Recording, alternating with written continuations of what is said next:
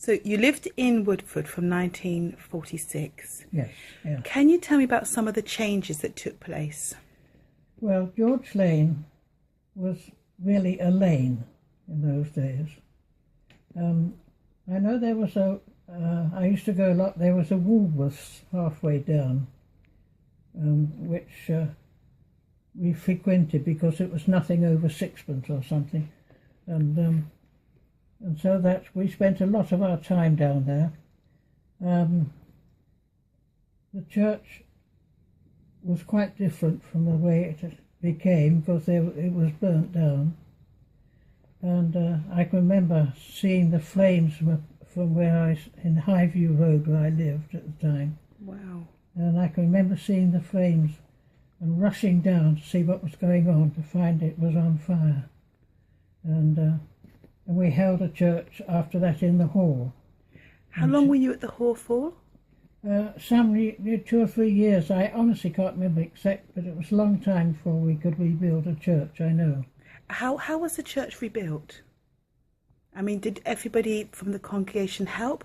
Well, I think, thank heavens, the insurance covered most of it, I think.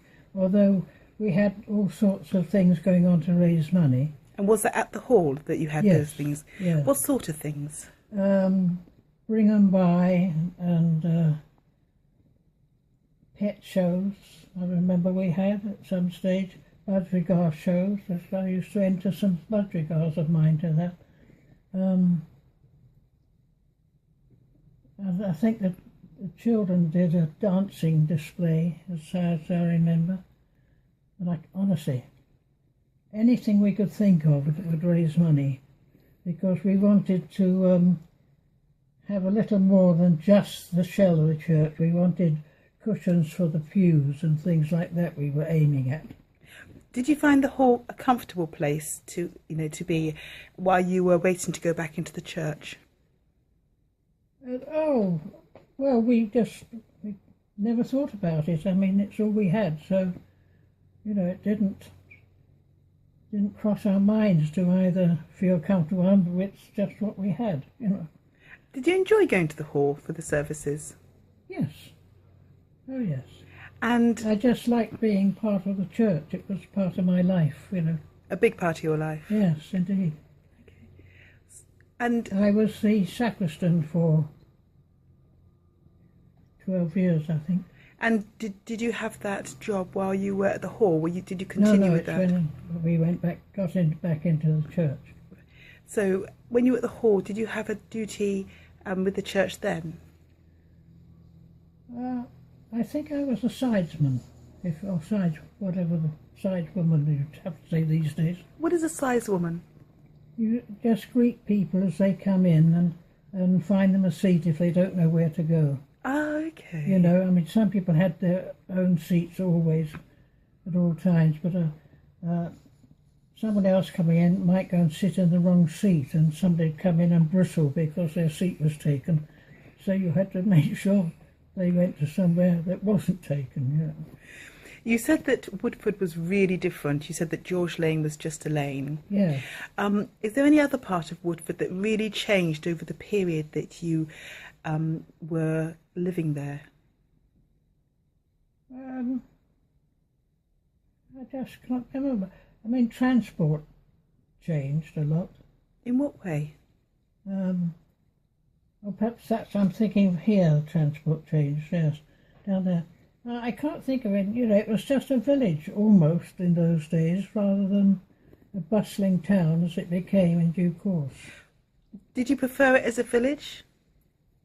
It never dawned on me, we just went with the flow, So you kind of developed with it? Yes, absolutely, yes. You don't sort of think back, oh, I wish. And I know that you saw Churchill a couple of times. Yes. So could you just tell me a little bit about that experience? Did you see him at a meeting?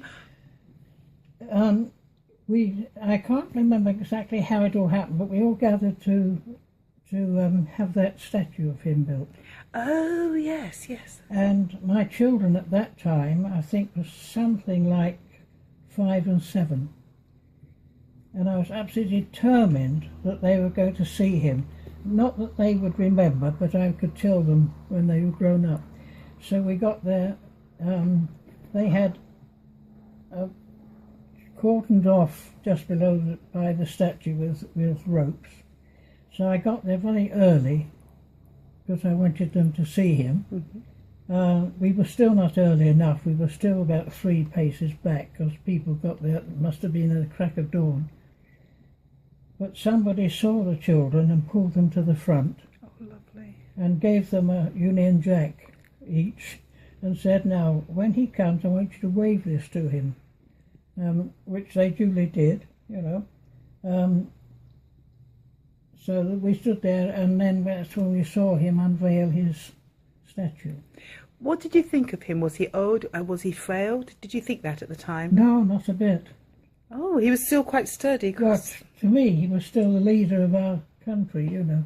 So he was quite solid. Oh, yes, yes. Yeah. Oh, and how did the children react? Did they ever remember it? Did they ever speak to you about it? No, they don't remember it. They don't remember it? No, because they were so young at the time. But, you know, I've told them about it, and they vaguely have some recognition, but, I mean, it never sort of... They were so young, it didn't impinge on a great deal. You know. But still an amazing experience for them. Oh, yes, indeed, yes. Yeah. Did you see him again, or was that the only time?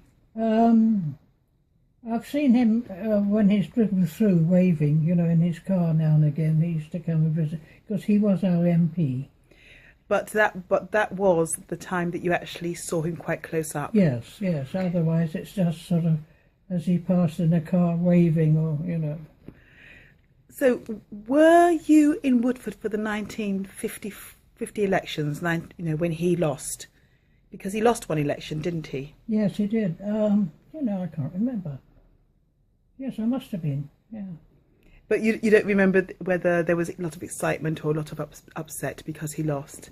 Because a few years later... I think everybody was shocked in Woodford because we just assumed, you know... That he would win. Yes, So it was the 1945 election. So, obviously, you know... But he won the constituency, didn't he? So yes. He still remained your MP. Yes, oh yes. Even though he didn't win the election right, itself. Yes. But then in 1950 he was back anyway. That's right, yes. But we were very shocked at the time. We couldn't understand what people must have gone mad, you know, not to have voted him back in again. Yeah. Because it was just after the war, wasn't it? Yes, that's right. You know, yeah. Yes. So, in respect of your experience of living in Woodford, was it overall a good experience? Oh, yes, very. Were your children brought up in Woodford? Yes. And which school did they go to? Well, they went to St John's, what was called, yeah, St John's School first of all. Then they went on to secondary school. And they went on to university afterwards? My son did, my daughter didn't. Okay, what did your son go on to do? Sorry? What did your son go on to do? He is, he did, I've even forgotten what degree he did. But strangely enough, he is,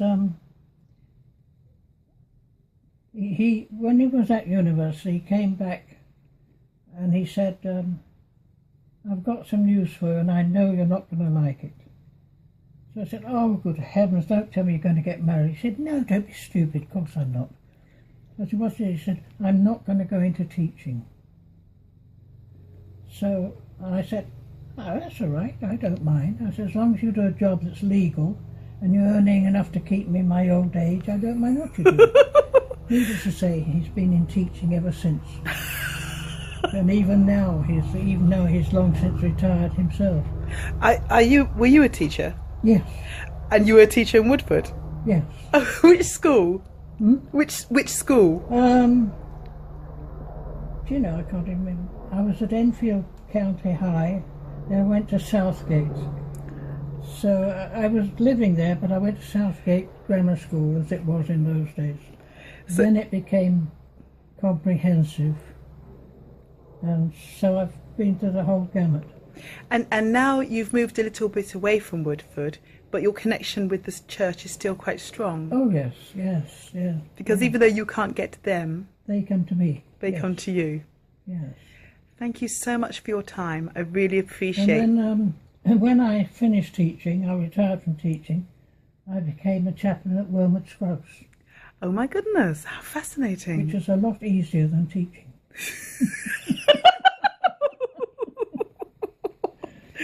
I, I've been to Wormwood Scrubs once. I actually went and did a project there Oh, yes. with some of the prisoners. Very interesting. Yeah. It was very, very interesting. I was the first woman ever to allow to go on the landings.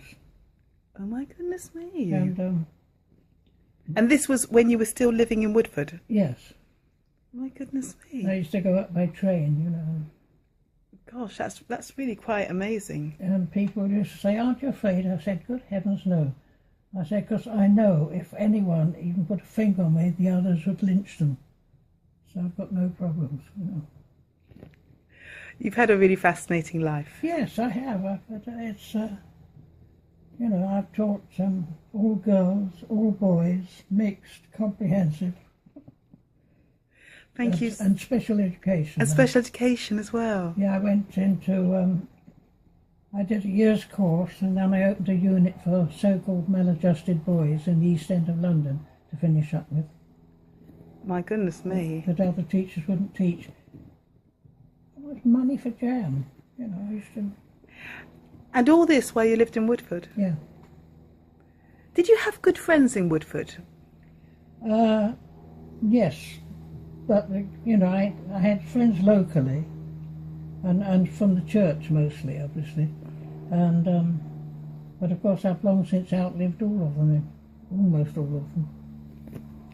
Does that make you sad? Hmm? Does that make you sad? It makes me sad, but it makes me glad that I've had them. Oh, that is so lovely. You know, I mean, I can't regret. I mean, not everybody lives to 92, do they? No, not So, everybody I mean, does. It's not unexpected. Thank you so much for your time. That's all right. Really, really appreciated it. Thank you.